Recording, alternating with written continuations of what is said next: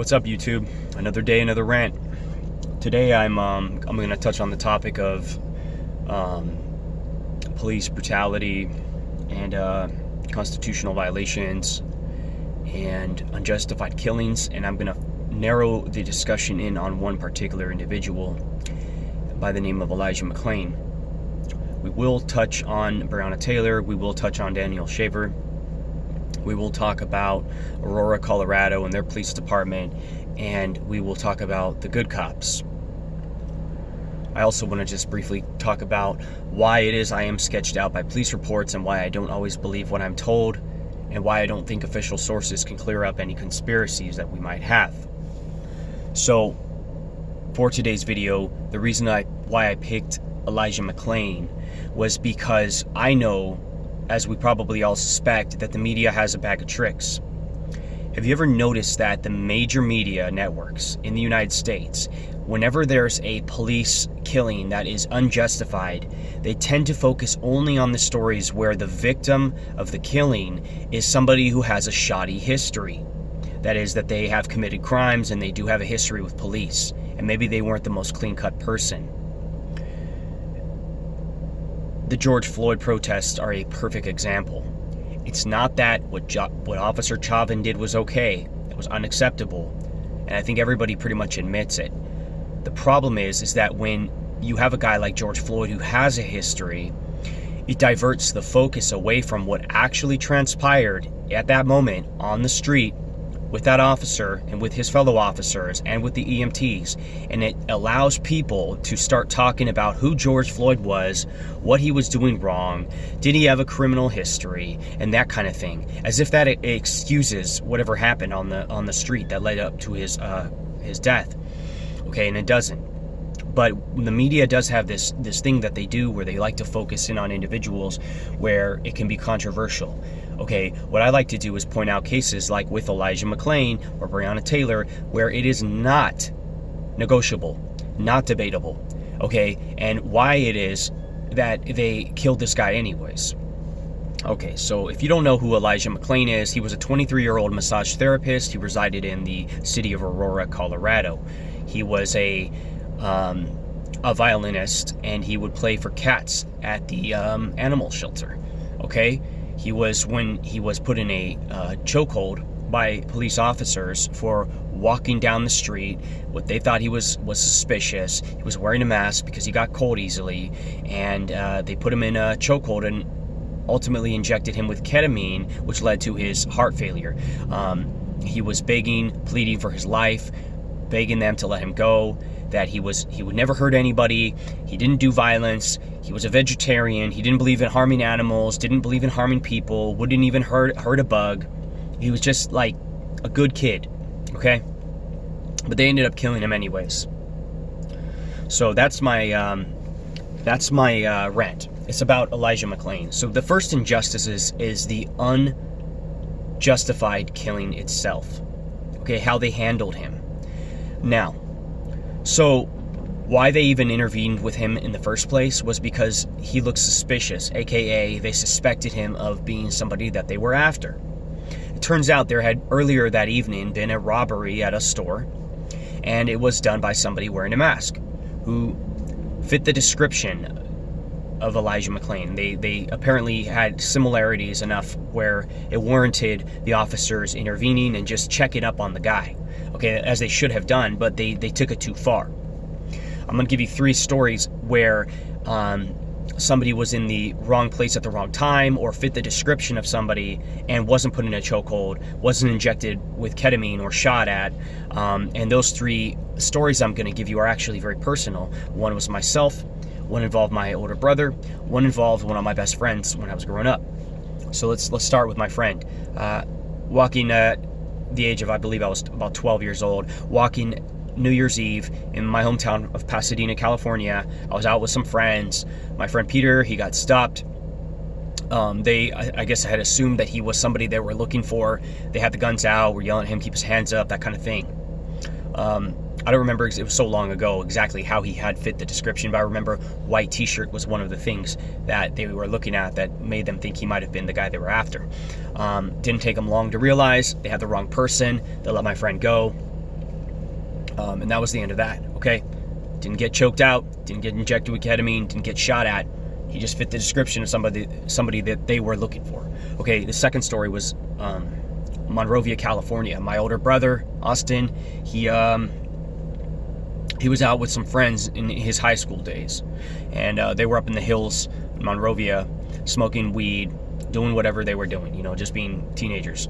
And they were ambushed by sheriff's deputies, okay? Apparently there had been a call somebody put out about a guy with a gun walking in the hills right there. So in this case, my brother and his friends were in the wrong place at the wrong time, and they probably suspected they were in trouble for smoking weed or whatever it was they were doing.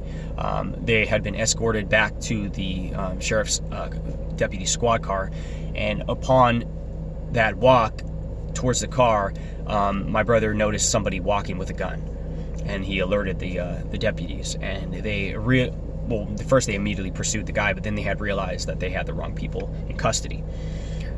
Wasn't put into a chokehold. My brother wasn't injected with ketamine, neither were his friends, and they weren't shot at, okay? Now, mind you, this is a guy, they're looking for a guy with a gun, okay? So they have reason to fear for their safety, and they didn't harm my brother or any of his friends. The third story, I was picking up my lady. She was coming out of her school in Glendale. It was a trade school, and I was parked on the red curb. I would always pick her up there because parking was a hassle. Just like in downtown LA, Glendale has that issue on Brand Boulevard right there. There's just nowhere to park, so I'd always pick her up on a curb where it was red and there was a fire hydrant. One particular day, I was stopped by a police officer from the Glendale PD, and this was as I was backing out to leave, and I was looking in the rear view camera that I had on the dash. I noticed pedestrians were behind me. I didn't want to hit them, so I stopped, put in park for a second, said something to my lady, and then I proceeded to reverse. I noticed an officer behind me, and he had the lights on me. Even though it was the daytime, he still had his lights on. He got out of his vehicle, proceeded towards my driver's side door. And I was a little sketched out by that because I was like, why is he walking up to me? You know, I realized I'm parked in the red with the blinkers on. I'm not even like parked. I'm just like stopped for a moment. I did have a history of getting a ticket. I did get a citation once when I was at parked near LAX. I was driving Uber, and some other people would park there. There was these red curbs. We weren't even supposed to stop there, but a lot of people would not respect the signs, and they would just do it anyways because there's really nowhere to park and wait for airport rides. But anyways, I got a ticket one day. By the way, I fought it and I won. So always fight your tickets if you can. But anyhow, I thought maybe it pertained to the fact that I was stopped in the red. But I did find that a little odd. You know, you don't usually see that, a police vehicle stopping you for that. You know, it wasn't like a moving violation of any kind. But that's what he did. And when I finally realized, okay, for sure, he was actually coming for me, I put my hands up on the wheel because, you know, I didn't want to fumble around and have him, you know, thinking I was reaching for something. I didn't know what was going on. I just got the sense that there's something about this. It didn't sit right. It wasn't, like I said, it wasn't like, hey, I was parked in the red. Like, this guy wants to write me a ticket just for that. But it's just something, even though I suspected that, I didn't know. So he walked up to my windshield. He told me to turn the car off, and just as I was doing that, he ripped open the door. He demanded I get out. Sure enough, I cooperated, didn't give him a hard time, but he was screaming in my face, telling me not to lie to him, that he knows I did it. He has my plates. At the moment, I'm confused. I'm in shock. I don't know what's going on. I don't deny anything. I don't admit anything. I want to sort things out. I want to get to the facts. He walks me over to the bumper of his vehicle. He has me sit down. He starts interrogating me, asking me if I've any prior history, if I'm on probation, anything like that. In between talking to me, which I'm trying to piece together what he's saying, and talking dispatch, it doesn't take long for me to realize that he had actually been pursuing somebody who just moments before I began backing up, went around the corner and almost hit some pedestrians, the ones that I was talking about that I saw in my rear view camera, which actually I did catch that person going around the corner really fast. I did see those people freeze up. So I started slowly piecing things together. Anyhow, the point of the story is he let me go. He shook my hand, and I, are you sure, half joking, are you sure you don't want to run the plates again? Like, AKA, like, what a shock, that you treated me like that. Like I was guilty of something, almost trying to get me to admit guilt to something I didn't even know what was going on. Again, high-speed pursuits, in my case, reckless driving, or in my brother's case, a guy with a gun, or in my friend's case, well, I never really was clear on what it was they were after, but, you can assume dangerous individual, possible threat to the officer's life and his safety, or to his fellow officers. Not one of us was held. Not one of us was put on the ground, injected with anything, shot at. So, back to Elijah McClain. Why was he put in a chokehold? Why was he injected with ketamine and put into cardiac arrest? Okay, so that was the first injustice. There's really no excuse there.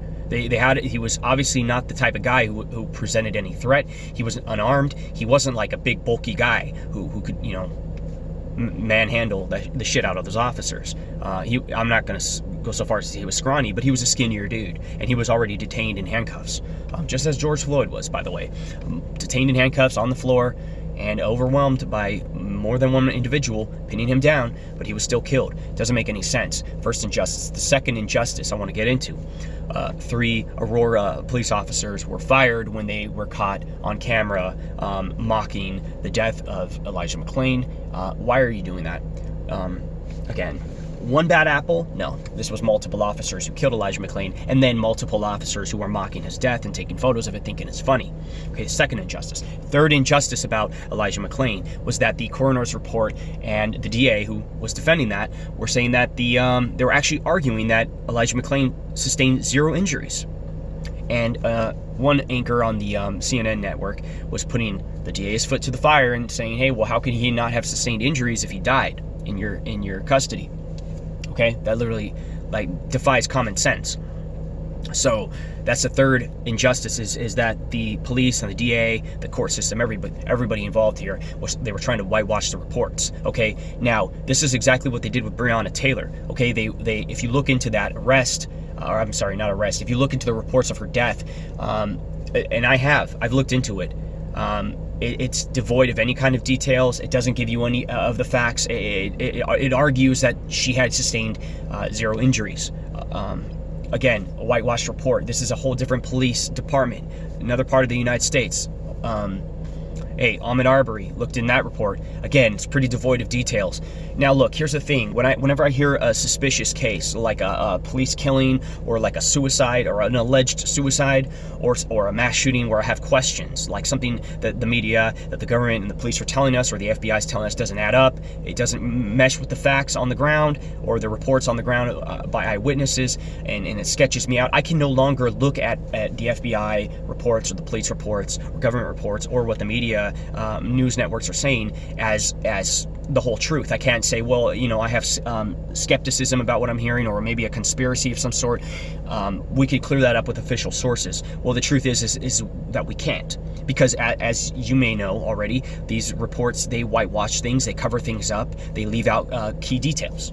Okay, Breonna Taylor is a great example, and Elijah McClain was another. So that was the third injustice. The fourth injustice, let's get into this subject. Before I do, and this delves into the whole subject of the vigil that was occurring in remembrance of Elijah McClain, where there were people at the park, and they were basically doing like a candlelit vigil, but it was with violins, and they were basically in honor of Elijah McClain, who was a violinist. They were all playing violin, but they were at the park. It was like a picnic kind of event, and it was just, children, families, women, just regular people posing no threat to anybody. They were just there to honor the passing of Elijah McClain and ask for justice. And mind you, this isn't even a peaceful protest, which is right to do under the First Amendment. We have our constitutional rights to peacefully assemble, and I'm not defending rioting and looting. This has nothing to do with that. Please don't bring that up in reference to this. If you're doing that, that is propaganda, okay? Because I'm not defending that, and I know some of you out there like to mesh the two together, like conflate First Amendment protesting as if that has anything to do with rioting and looting. That is a lie, quite frankly. But this is even crazier than than saying that it's outrageous that they attacked peaceful protesters, because in this instance, I wouldn't even argue those were peaceful protesters. I would argue that it was more of like a memorial service. It was like a vigil in the park. And what did the police do? Okay, they got riot gear on, they marched in, they terrified the attendants of that vigil, and they had full riot gear, tear gas, pepper spray, rubber bullets, all the military style non-lethal stuff that they use on American civilians, which is patently unacceptable. Now, mind you, if you've seen some of this stuff circulating online where they have handled the George Floyd protesters, not the rioters and looters, I don't care about that. Please don't bring that up. The peaceful protesters, the people marching, the people demonstrating, the people who are holding signs up, and they're on the sidewalks, like in my hometown of Eagle Rock, they're holding signs up. Those kind of people, or the ones in Hollywood that are marching, they have a right to do that, okay? What did the police do? All over America, they were shooting people with rubber bullets. Now, you're supposed to shoot them on the ground and have them ricochet up, okay? If you don't believe me, look it up. Well, they were shooting people directly. They were pepper spraying people in the face, and I'm talking about everybody. And this included little children who were like 6, 7 years old. They were on camera crying, screaming. Parents are grabbing, oh my God, my child. They were hitting so many people indiscriminately that they even started hitting people who were not even a part of the protest. And I'm, again, not excusing that they're hitting protesters. That's people exercising their First Amendment rights. Why are they being violated? And the banality and the absurdity of brutalizing protesters who are protesting against brutality. I mean, just it's so absurd. It really, that in and of itself begs questioning. Like, why are they brutalizing people protesting brutality? They're shooting rubber bullets directly at people. They were hitting people who weren't even part of the protest. So there was an old lady hunched over in a walker trying to cross the street, and they started pepper spraying her. There was a homeless guy in a wheelchair in LA. They hit him in the face with a rubber bullet. He was gushing out blood. He wasn't even a part of the protest. See, this is how insane it is. Not only are they attacking peaceful Americans, including up into children who are exercising their First Amendment rights, they're going so Rambo on people, they're just hitting everybody. They're hitting people who aren't even a part of the protest, who are just walking by. It would be like any of you, maybe you're just, walking to your lunch spot, and there's a protest nearby, and they start rubber bullying, and they fucking fly and hit you in your face. How would you feel about that? So yeah, there's a need to protest police brutality because it's obvious and apparent. I mean, they've been caught red-handed all over, social media and even on the news. I mean, they started hitting news anchors who are out there just like recording and filming what's going on. And these are with like the major networks. They're like a police officer comes up and like starts rubber bulleting the news anchors and the camera crew. Like, come on, dude, this is absurd.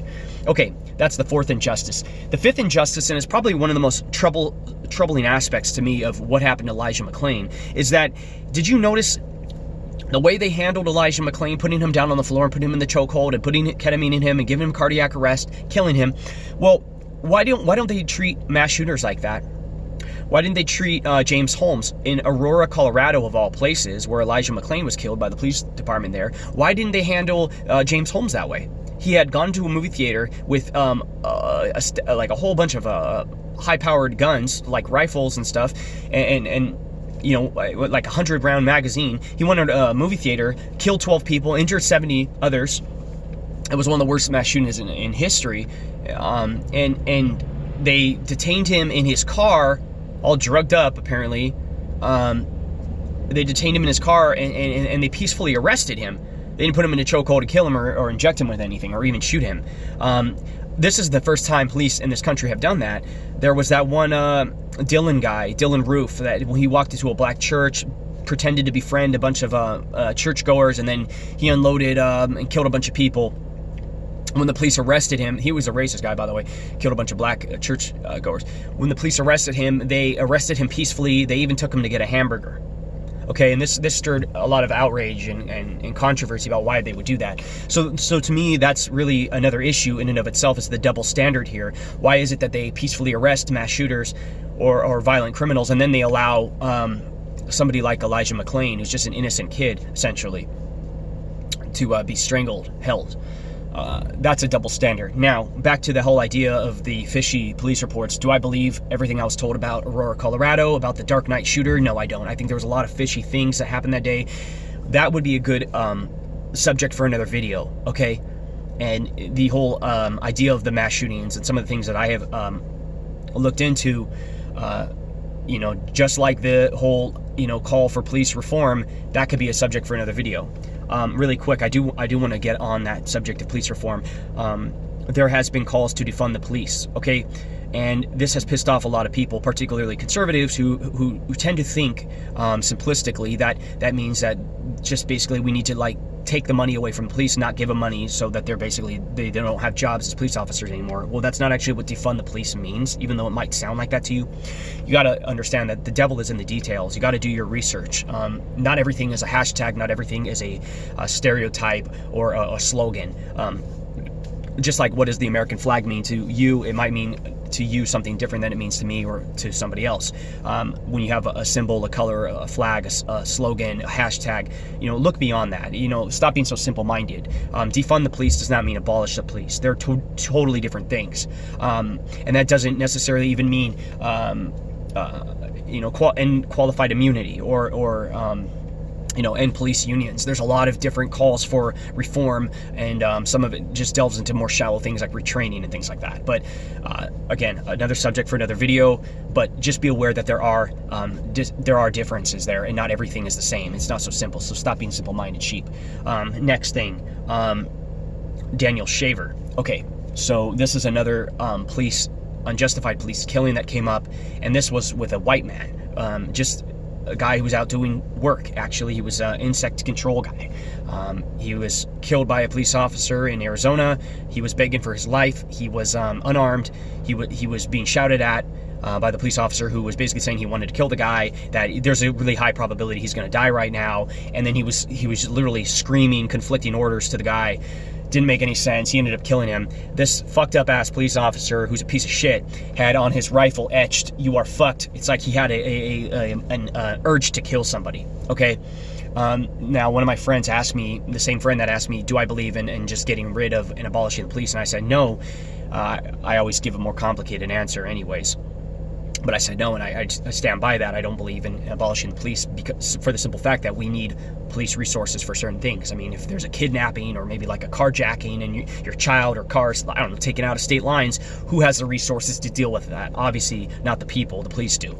The authorities do. So you have to have some policing. But I do believe in limited, constitutionally bound government. So I'm more of a libertarian in that regard. But my friend asked me, well, he was trying to point out that, well, there's bad apples everywhere, and when there is a bad officer, he faces trial. Well, that's a lie. Actually, most officers don't even face trial for crimes they commit, and even if they do, a lot of them don't get convictions. In the case of Daniel Shavier, there was the officer who murdered him. He is now getting a stipend. He's getting I think it was $30,000 or $40,000 a year of taxpayer money. So he's basically a welfare baby. He gets a pat on the back. Maybe he leaves the police force, but hey, he gets the thin blue line protection. He's getting paid after what he did. So Daniel Shavier's own family hasn't even been able to raise that kind of money. So I'm sorry to say, my friend, I love you to death, but you've obviously been a little bit brainwashed here, and you need to start doing more research. Okay, sorry if that offends you. It's just the truth. That's just not what's going on in this country. And I'm not clowning only American police. I mean, there's police that are fucked up everywhere. I know Mexico's got fucked up police. There was that picture circulated online of that officer who they said it was a Kenyan police officer. He was about to curb stomp some guy's head. It's fucked up everywhere, I know. But America has been looked at in a lot of ways, and not just with policing, but in a lot of different aspects of what we do with healthcare and with our loose laws as far as guns are concerned, and how they get into the hands of the wrong people. People outside the United States do look in on us like we have some major issues, and policing is no different. We do have major issues, and there is institutional stuff there. So I did want to bring that up. The unfortunate aspect of Daniel Shavier is a lot of the people bringing him up, and I am not one of those people, are only bringing him up because of the race baiting going on in the media, that, oh, it's a white officer, black victim, and oh, this proves racism. Look, I'm not saying that there isn't racism going on, but they're bringing up Daniel Shavier only in response to that. Did you not care about Daniel Shavier or all of the other Daniel Shaviers out there, all of the other victims of police brutality, injustice, and violence who happen to be white? Did you not care about them before? That's my question, number one. And number two, it's sad that it takes Daniel Shavier to get some of you to even care. So there seems to be a split amongst conservatives as to the whole subject of Daniel Shavier, because there are those who are well, when you have a white guy who didn't really do anything wrong, he was killed by cops, there are really two types of people on the right, and that is the ones who are like, hey, that actually is fucked up. This guy kind of looks like me. He obviously didn't do anything wrong. He didn't have a criminal history. Why did he get shot? And then there are the boot-looking conservatives that just, they apologize for everything the police do, and they even find that somehow Daniel Shavier was in the wrong, even though there's literally nothing to indicate anything at all that he was wrong. I mean, the guy was literally pleading, begging for his life on the floor with his hands up. Still got shot. So I don't know if I would have fared any better in that situation. I don't think any of us would have. And I'm not even talking about the physiological response. I think the guy just wanted to straight kill him. So there's that. And then I want to talk briefly about the good cops. Well, there are good cops, for sure. There are really two categories of good cops. The good cops, they're just out there kicking ass, doing a good job, doing a lot of good police work, and solving crimes that need to be solved, and they're saving people's lives and rescuing people, you know, during search and rescue work, that kind of thing. I'm not even arguing with that. We need cops. We need the good cops, okay?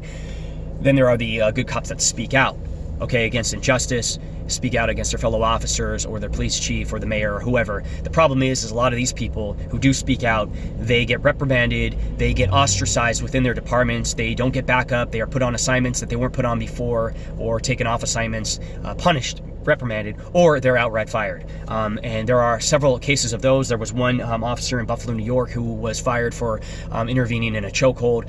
A fellow officer was putting a suspect in a chokehold. She intervened, she was fired. There was that viral YouTube or Facebook video by Officer Anderson in the Seattle Police Department. He was fired. He wouldn't take down his message of wanting to enforce the Constitution and not infringe on people's liberties. In this case, it had nothing to do with George Floyd. This was about the coronavirus response. This had to do with the curfews, with the beaches being shut down, with people's livelihoods being shut down. And he said he didn't want to put any edicts forward that were unconstitutional. I agree with him. Wear your mask, by the way, but that has nothing to do with this. But, you know, forcing livelihoods out, people out into the street, whatever. Okay, he didn't want to do any kind of unconstitutional infringements, and I agree with him. So we had officers speaking out against the killing of George Floyd. We had officers speaking out against the lockdown, or at least certain aspects of it, and talking about wanting to enforce the Constitution. Those are the good officers. Well, unfortunately, a lot of them have spoken up, and a lot of them have been reprimanded and fired. Okay, so that to me that's where you have to look more at the system, like the endemic problems within the system. So we do need reform. Okay, we can disagree about how far we want to take it, but I think all of us, or at least most of us, can agree there needs to at least be some reform if that's happening. If good officers, especially military veterans, are getting fired just for saying that they want to stand up for the Constitution, that should tell you something. Okay, or if there's officers saying, hey, you know, my partner here or this other officer is putting someone in a chokehold and they can't breathe, and they intervene and they get fired, that's a problem there. Okay, so there are good cops, yes, there are, but we do need to address that. Okay, that there is this culture, this toxic culture within the police departments that is leading to good cops getting reprimanded, ostracized, and fired. So that was really the point of this video. I just wanted to highlight some of those different problems and aspects of them, and encourage you to look up what happened to Elijah McClain, as well as Daniel Shavier and Breonna Taylor. Okay, and there are thousands of other cases.